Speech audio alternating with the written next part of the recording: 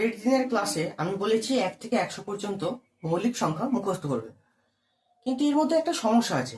কিছু কিছু সময় আমরা কি হয় যে মৌলিক সংখ্যা মুখস্থ করেছি বাট মনে পড়ছে না, অথবা কনফিউজ হয়ে গেছি এক্সাম হলে এই সংখ্যাটা মৌলিক না যৌগিক। এখন একটা দুটো নাম্বার তো আমরা ভুলে যেতেই পারি, কত মুখস্থ রাখবো? তো এমন কি কোনো উপায় নেই যেখানে আমরা মৌলিক সংখ্যা না যৌগিক সংখ্যা নিজেরা বের করে নিতে পারবো? কারণ একটা আধটা নাম্বারের ব্যাপার, ভুল তো হতেই পারে। আমাদের ব্রেনে যদি না ধরে রাখতে পারি তখন কি করব? তো সেই জন্য একটা ওয়ে আছে, সেই সংখ্যাটা মৌলিক সংখ্যা কি না জানার খুব ভালো টেকনিক। সেই কারণে আমি লিখেছি smart way to identify prime number. মৌলিক সংখ্যা কিনা সেটাকে আমরা খুঁজে বের করতে পারবো, আমরা সেটাকে আইডেন্টিফাই করতে পারবো।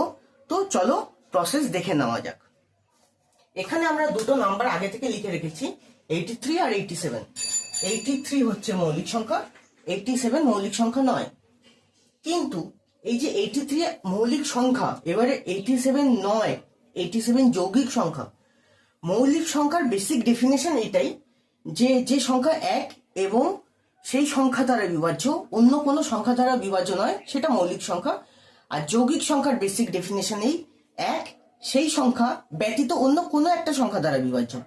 কিন্তু স্যার এইভাবে যদি আমি ভাগ করে দেখতে থাকি তাহলে সবকটা সংখ্যা দেখা ইম্পসিবল। তো সেটা কি করে করা যেতে পারে? তো সেটাই কি করে করা যেতে পারে আমি দেখাচ্ছি। এখানে 83 যেটা আছে, বেসিক্যালি এটা কি করবে, রুট করে নেবে। 83 যদি আমি রুট করি 9 পয়েন্ট সামথিং বেরোয়, 9 81, তো সামথিং এখানে কিছু আসবে। তো 83 কে এই যে 9 আপ টু 9 এর মধ্যে যতগুলো মৌলিক সংখ্যা আছে, এর মধ্যে মৌলিক সংখ্যা কি আছে, 2, 3, 5, 7। এই চারটে সংখ্যা দিয়ে ভাগ করলেই যদি ভাগ মিলে যায় বা কোনো একটা সংখ্যা দিয়ে বিভাজ্য হয় তাহলে 83 মৌলিক সংখ্যা নয়, যৌগিক সংখ্যা। আর যদি না মেলে তাহলে 83 মৌলিক সংখ্যা। 83 2 দিয়ে বিভাজ্য হবে না, এককের ঘরে 3 বসে আছে। 8 এর সঙ্গে 3 যোগ করলে হয় 11, আর 3 এর নামটায় 11 নেই, তাই 83 3 দ্বারাও বিভাজ্য নয়। 5 দ্বারা কোনো সংখ্যা বিভাজ্যতার বেসিক নিয়ম হচ্ছে এককের ঘরের সংখ্যা 0 অথবা 5 কোনো একটা থাকতে হবে, এখানে সেটাও নেই। তাহলে এটা থেকেই বুঝে দেওয়া যাচ্ছে যে ওটা 5 দিয়েও বিভাজ্য নয়। 7 দিয়ে আমি যদি ভাগ করে দেখি, 7 একে 7 আর 1 3, তাহলে 7 দুগুণে 14। তো বেসিক্যালি এটা 7 দ্বারাও বিভাজ্য নয়।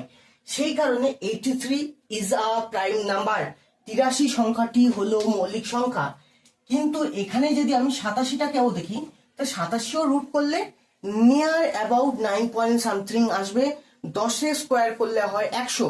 তাহলে 9 এর মধ্যে এখানেও যেগুলো পড়ে থাকছে 2, 3, 5 আর 7, সেখানে গিয়ে আমি যদি দেখি 2 দ্বারা বিভাজ্য হবে না, কারণ এককের ঘরের অঙ্ক 2 দ্বারা বিভাজ্য হতে গেলে কি হবে, এককের ঘরের অঙ্ক 0, 2, 4, 6, 8 এর মধ্যে থাকতে হবে। তো বেসিক্যালি 2 দ্বারা বিভাজ্য।